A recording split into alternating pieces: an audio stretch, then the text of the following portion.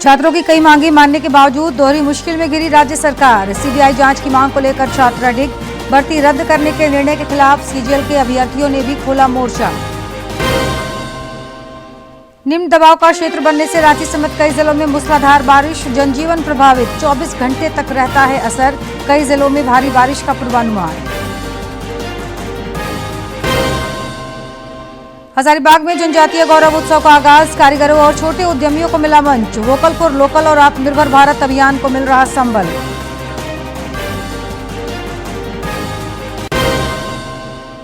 और गुमला में 5 लाख रुपए का इनामी नक्सली समेत 4 गिरफ्तार, AK-56 सहित कई तरह के हथियार समेत अन्य सामान बरामद।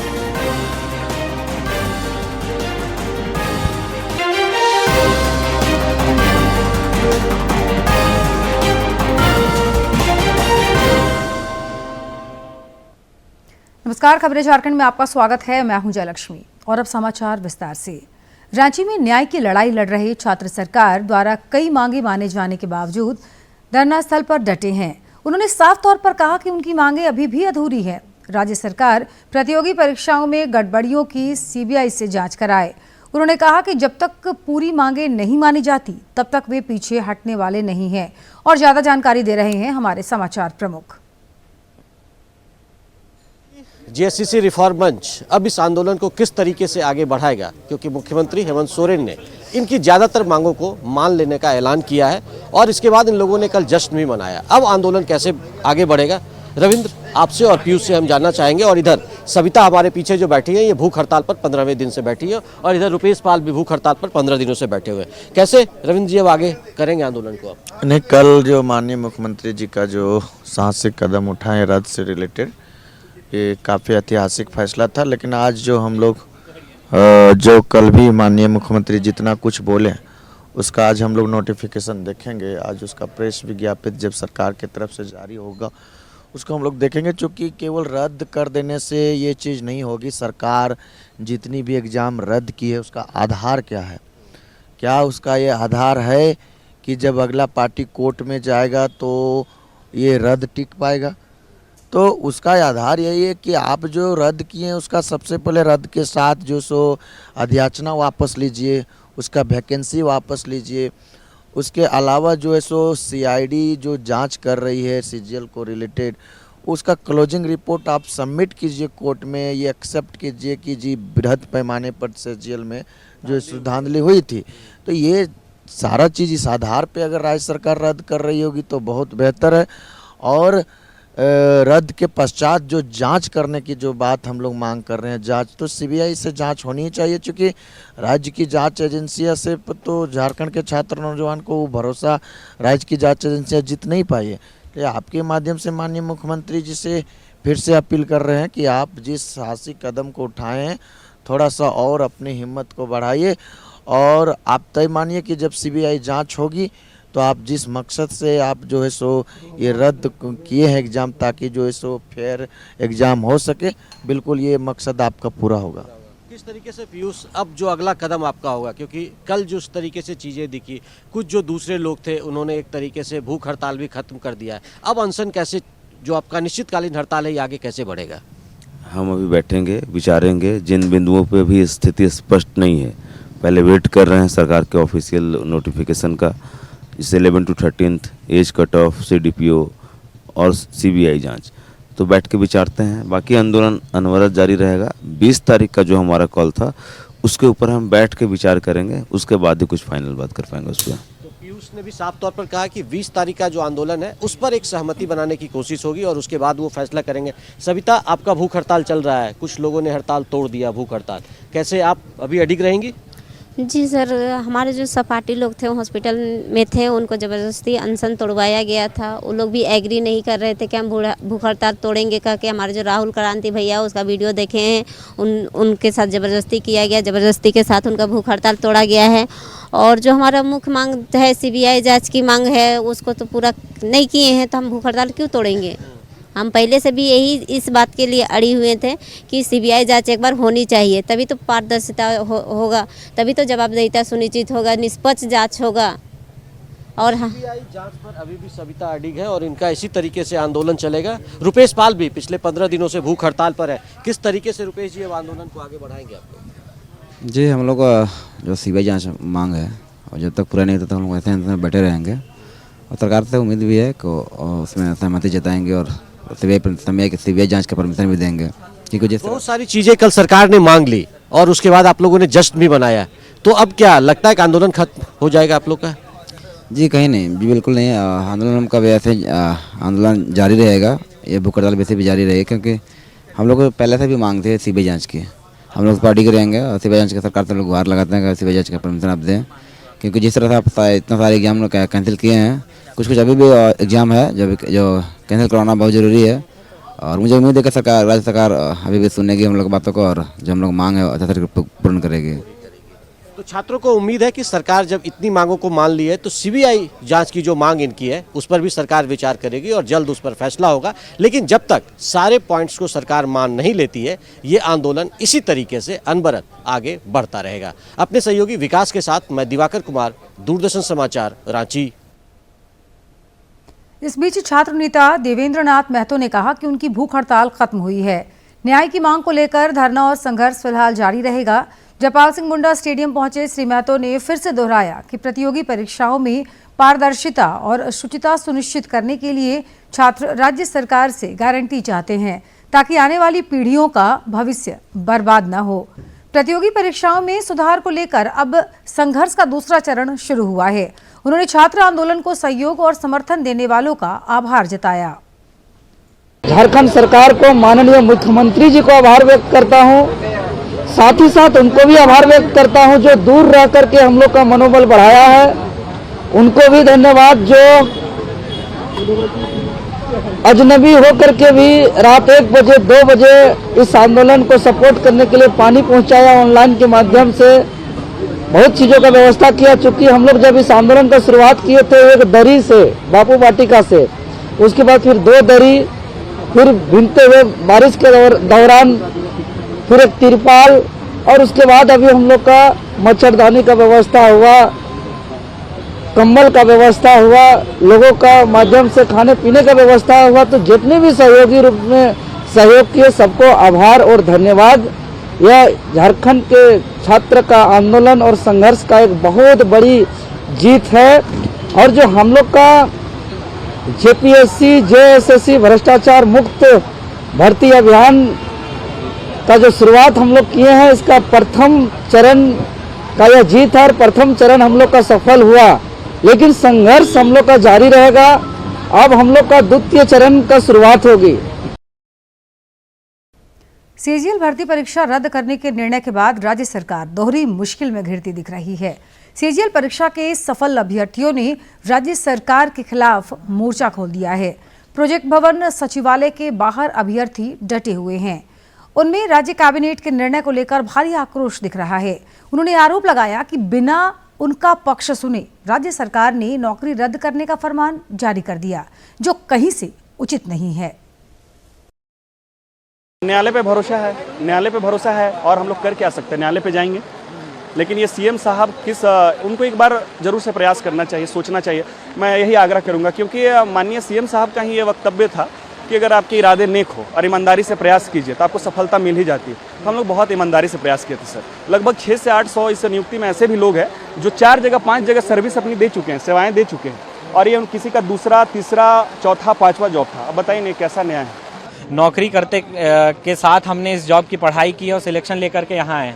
अब हमारे पास ना पीछे जाने के लिए है ना कुछ है। एक दिन में अचानक से ऐसा बोल दिया जाता है कि आपकी सेवाएं समाप्त होती है, तो हमारे लिए बहुत ही चिंतित है, क्योंकि चिंताजनक है कि हमारे पास अब ना पीछे कुछ बचा है ना आगे। क्योंकि राज्य सरकार में हम इसीलिए आए थे, हम लोग के पास बेहतर सैलरी थी, बेहतर सब कुछ था, लेकिन हम लोग यहाँ आए क्योंकि अपने राज्य को, अपने मिट्टी के लिए हमको कुछ काम करना था, अपने राज्य के लिए सेवा देना था। सिर्फ हम लोग इस उम्मीद से आए थे, लेकिन हमारे साथ इस तरीके का व्यवहार हुआ, बहुत ही दिक्कत वाली बात है। क्योंकि इकलौते हम लोग, बहुत सारे ऐसे लोग हैं, मैं भी ऐसे हूँ, जिन पे पूरा परिवार डिपेंडेंट है।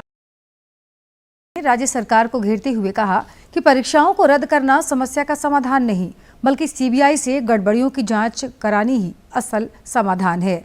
श्री मरांडी ने पत्रकारों से बातचीत में कहा कि गड़बड़ियों के कई साक्ष्य मिले हैं, बावजूद इसके जिम्मेदारों और दोषियों पर सरकार कार्रवाई से बच रही है। परीक्षाओं को रद्द कर राज्य सरकार ने छात्रों को ठगने का काम किया है। उन्होंने पूछा कि राज्य सरकार आखिर सीबीआई जांच से क्यों भाग रही है। रद्द करना समस्या का समाधान नहीं हो सकता है। समस्या का समाधान है सीबीआई से जांच, क्योंकि जेसीसी और जेपीएससी में कई एक एग्जाम हुए जिसकी जो गड़बड़ियां हुई, और गड़बड़ी ही नहीं, मैं कह सकता हूं कि भाई जॉब को जेसीसी ने भी और जेपीएससी ने भी बेचा है। अब तो उसका धीरे धीरे पूरे प्रमाण के साथ अखबारों में भी छप रहा है, social media, print media, electronic media, सब में धीरे धीरे आ रहा है किस प्रकार से गड़बड़ी हुआ, यानी किस प्रकार से जॉब को बेचा गया है, झारखंड के बच्चों का हक को सौदा किया गया है। वो आए दिन खबरें आ रही, और इसीलिए हमारी पार्टी का स्पष्ट मत है इस प्रारंभ से ही कि पूरे मामलों की जांच सीबीआई से कराई जाए, तभी न्याय हो सकता है। भाजपा के नवनियुक्त राष्ट्रीय मंत्री सह सांसद डॉक्टर प्रदीप कुमार वर्मा ने कहा कि युवाओं के भविष्य के साथ खिलवाड़ करने वालों को जवाबदेह बनाना ही इस संघर्ष को वास्तविक न्याय तक पहुंचाएगा। एक सोशल मीडिया पोस्ट में श्री वर्मा ने कहा कि पार्टी छात्रों के साथ मजबूती से खड़ी है और न्याय मिलने तक संघर्ष जारी रहेगा। उन्होंने कहा कि केवल परीक्षा रद्द कर देना पर्याप्त नहीं, गड़बड़ियों की सीबीआई जांच और दोषियों को दंड मिलना जरूरी है।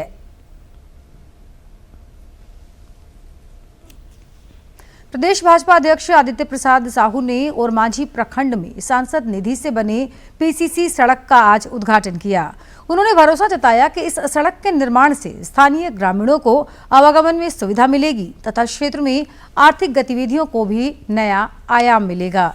इस अवसर पर पूर्व सांसद राम टहल चौधरी समेत भाजपा के कई नेता और जनप्रतिनिधि समेत आम लोग उपस्थित रहे।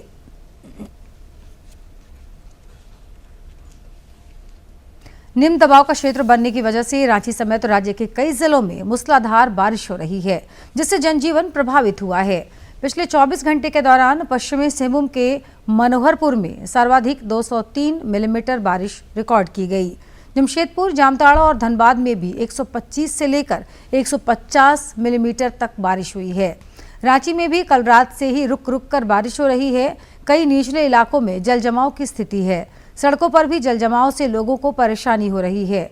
मौसम विज्ञान केंद्र ने बताया कि अगले 24 घंटे के दौरान निम्न दबाव का यह क्षेत्र झारखंड तथा बिहार के ऊपर से होते हुए पश्चिम उत्तर पश्चिम दिशा में आगे की ओर बढ़ सकता है।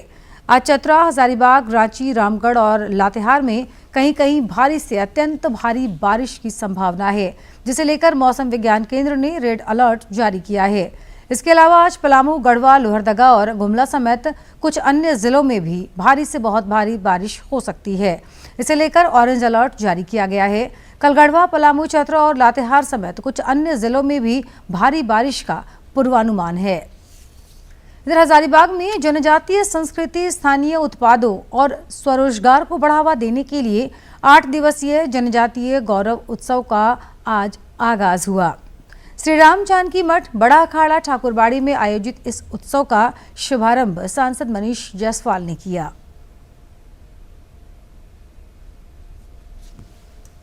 हजारीबाग में सूक्ष्म, लघु और मध्यम उद्यम मंत्रालय की procurement and marketing support scheme के तहत जनजातीय गौरव उत्सव आयोजित किया गया है।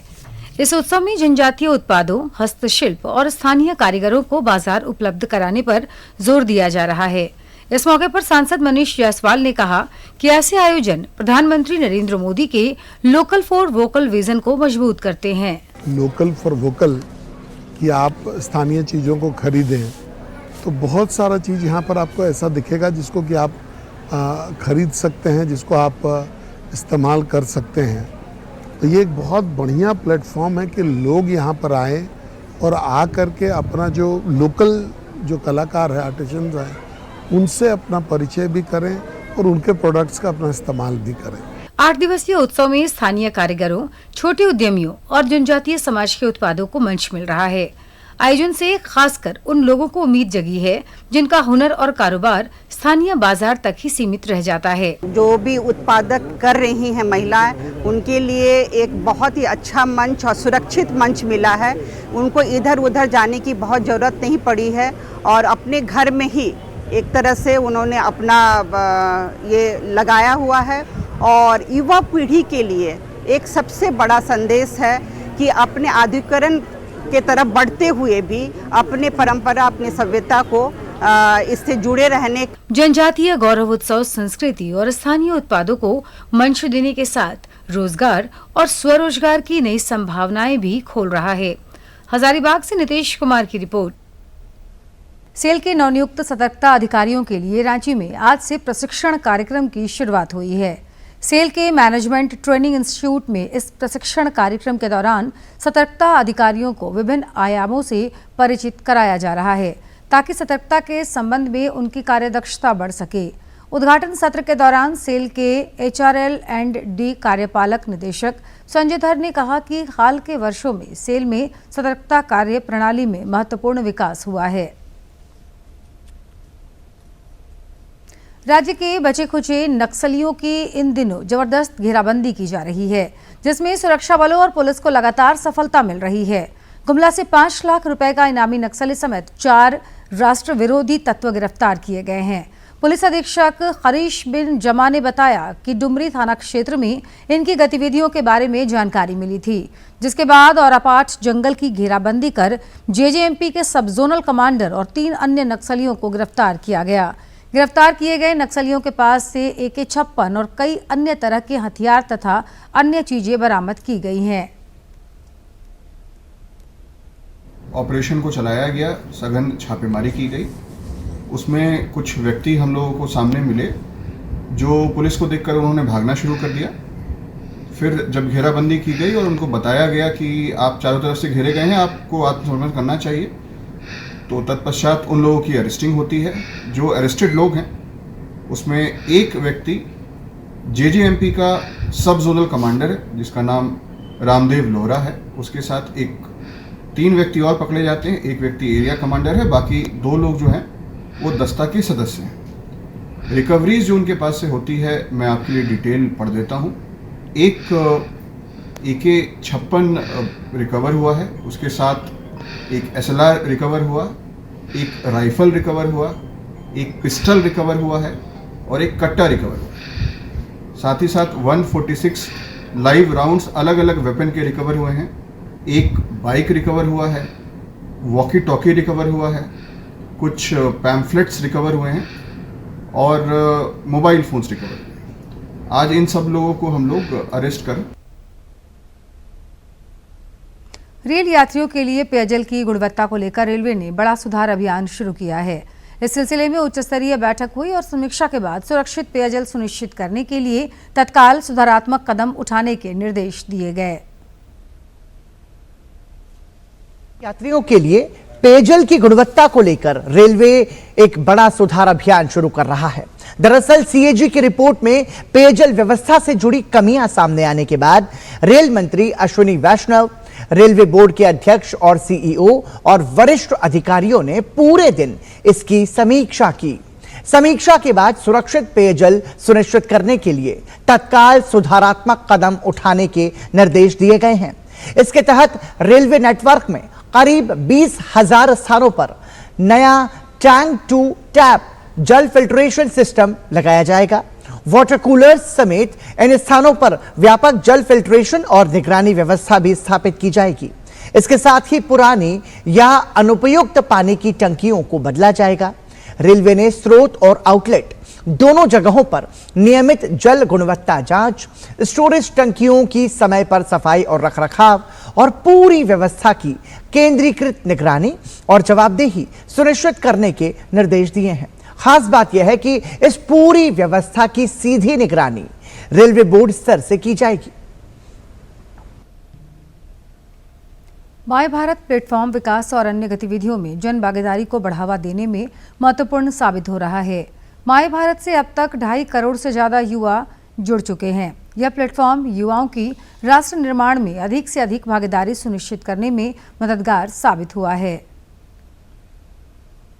किसी भी देश की रफ्तार उसकी युवा शक्ति तय करती है और भारत के पास है दुनिया की सबसे बड़ी युवा ताकत। भारत का युवा अपने हुनर, ऊर्जा और नए विचारों के साथ देश की तस्वीर बदलने की क्षमता रखता है। इसी क्षमता को पहचान देने, युवाओं को राष्ट्र निर्माण से जोड़ने के लिए सरकार ने अक्टूबर 2023 में युवा कार्यक्रम एवं खेल मंत्रालय के तहत लॉन्च किया मेरा युवा यानी माई भारत प्लेटफॉर्म। यह मंच युवाओं को सीखने, आगे बढ़ने और समाज के विकास में योगदान देने के अवसर उपलब्ध कराता है। युवा भारत संगठन माय भारत भारत की युवा शक्ति का उद्घोष है। ये देश के युवाओं की राष्ट्र निर्माण में अधिक से अधिक भागीदारी सुनिश्चित करेगा। इस पहल का मकसद है स्वयं सेवा, कौशल विकास, नेतृत्व और नागरिक भागीदारी के अवसर देकर युवाओं को राष्ट्र निर्माण के केंद्र में लाना। माई भारत युवाओं को डिजिटल जुड़ाव, बहुभाषी सेवाएं, वॉलंटियरिंग के अवसर, क्लासरूम से परे अनुभव आधारित शिक्षा और लीडरशिप व करियर सपोर्ट देने वाला एक डिजिटल प्लेटफॉर्म है। ये युवाओं की भागीदारी के लिए सरकार, शिक्षण संस्थानों, गैर लाभकारी संगठनों और उद्योग जगत को आपस में जोड़ता है। इससे युवाओं को सरकारी और निजी संस्थानों में इंटर्नशिप करने का मौका भी मिलता है। माई भारत से अब तक 2.5 करोड़ से ज्यादा युवा जुड़ चुके हैं। इसकी मोबाइल एप्लीकेशन 22 भारतीय भाषाओं में उपलब्ध है। 10,93,000 से अधिक युवा वॉलंटियर फॉर भारत कार्यक्रमों में शामिल हुए। अनुभव आधारित लर्निंग प्रोग्राम्स में 1,24,000 से ज्यादा आवेदन दर्ज किए गए। इसके अलावा 63 लाख से अधिक युवाओं ने क्विज में हिस्सा लिया। विकसित भारत यंग लीडर्स डायलॉग 2026 में 50,42,000 से अधिक युवाओं ने भाग लिया, जिससे यह भारत के सबसे बड़े युवा परामर्श कार्यक्रमों में से एक बन गया है। माई भारत प्लेटफॉर्म नागरिक भागीदारी और जन भागीदारी को बढ़ावा देने के लिए देश भर में पद यात्राओं, स्वच्छता अभियानों, सामुदायिक सेवा गतिविधियों का आयोजन करता है। माई भारत ने संयुक्त राष्ट्र आर्थिक और सामाजिक परिषद युवा मंच 2026 में भारतीय युवाओं की भागीदारी को संभव कर दिखाया। इससे युवा नेताओं को वैश्विक नीतिगत चर्चाओं में भारत का पक्ष रखने का अवसर मिला। इस प्लेटफॉर्म ने 4 जून 2026 को 3,90,812 प्रतिभागियों के साथ एक सप्ताह में ऑनलाइन क्विज में भाग लेने वाले सबसे अधिक यूजर्स का गिनीज वर्ल्ड रिकॉर्ड भी बनाया। ये अभियान डिजिटल इंडिया के विजन को आगे बढ़ा रहा है। माई भारत प्लेटफॉर्म AI, बहुभाषी प्रौद्योगिकी, ओपन AI और डिजिटल प्रमाण पत्रों के जरिए युवा भागीदारी के तरीके को बदल रहा है। यह प्लेटफॉर्म तकनीक के जरिए 10 करोड़ से ज्यादा युवाओं को सशक्त बनाने की दिशा में काम कर रहा है। विकसित भारत 2047 के लक्ष्य के साथ यह अमृत पीढ़ी को सशक्त बनाकर भारत के विकसित और आत्मनिर्भर भविष्य की नींव मजबूत कर रहा है। Bureau report, DD news. Bharat वैश्विक इलेक्ट्रॉनिक्स विनिर्माण के क्षेत्र में अपनी मजबूत पहचान बना रहा है। केंद्रीय मंत्री अश्विनी वैष्णव ने कहा कि देश अब केवल इलेक्ट्रॉनिक उत्पाद बनाने तक सीमित नहीं, बल्कि पूरी इलेक्ट्रॉनिक्स वैल्यू चेन विकसित करने की दिशा में तेजी से आगे बढ़ रहा है। भारत की इलेक्ट्रॉनिक्स क्रांति अब एक नए पड़ाव पर पहुंच रही है। लक्ष्य सिर्फ तैयार उत्पाद बनाना नहीं, बल्कि उन उत्पादों के पीछे की पूरी सप्लाई चेन को भारत में तैयार करना है। इलेक्ट्रॉनिक्स कंपोनेंट मैन्युफैक्चरिंग स्कीम के तहत सरकार घरेलू उत्पादन को बढ़ावा देकर आयात पर निर्भरता कम करने की दिशा में आगे बढ़ रही है। इस योजना के तहत अब तक 69,548 करोड़ रुपए के 106 प्रोजेक्ट्स को मंजूरी दी जा चुकी है। इनमें आज स्वीकृत किए गए 31 नए प्रोजेक्ट्स भी शामिल हैं। इन परियोजनाओं में फिल्टर, कॉइल, स्पीकर जैसे महत्वपूर्ण कंपोनेंट्स के साथ ही साथ एसिटिलीन ब्लैक और इलेक्ट्रोलाइट एडिटिव्स जैसी जरूरी मटेरियल का देश में उत्पादन भी शामिल है। इन प्रोजेक्ट से करीब 74,628 प्रत्यक्ष रोजगार पैदा होने का अनुमान है, जबकि प्रत्यक्ष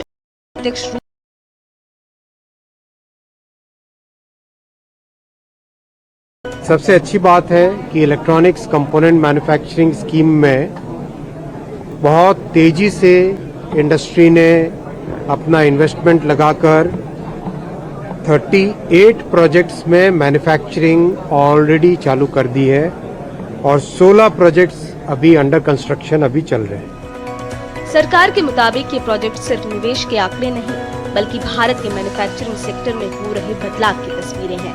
106 स्वीकृत परियोजनाओं में 38 में उत्पादन शुरू हो चुका है, जबकि 16 परियोजनाएं तेजी से जमीन पर उतर रही हैं। इन परियोजनाओं के करीब 5.34 लाख करोड़ रुपए के उत्पादन का अनुमान है।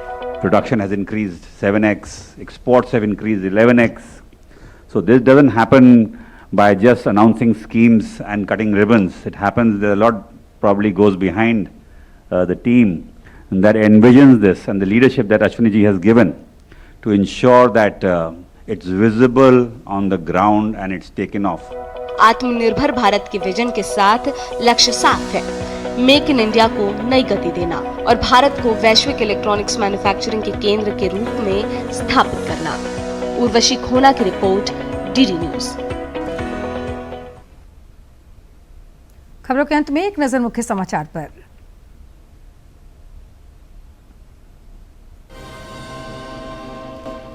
छात्रों की कई मांगे मानने के बावजूद दोहरी मुश्किल में घिरी राज्य सरकार। सीबीआई जांच की मांग को लेकर छात्र अडिग, भर्ती रद्द करने के निर्णय के खिलाफ सीजीएल के अभ्यर्थियों ने भी खोला मोर्चा। निम्न दबाव का क्षेत्र बनने से रांची समेत कई जिलों में मूसलाधार बारिश, जनजीवन प्रभावित। 24 घंटे तक रह सकता है असर, कई जिलों में भारी बारिश का पूर्वानुमान। हजारीबाग में जनजातीय गौरव उत्सव का आगाज, कारीगरों और छोटे उद्यमियों को मिला मंच। वोकल फॉर लोकल और आत्मनिर्भर भारत अभियान को मिल रहा संबल।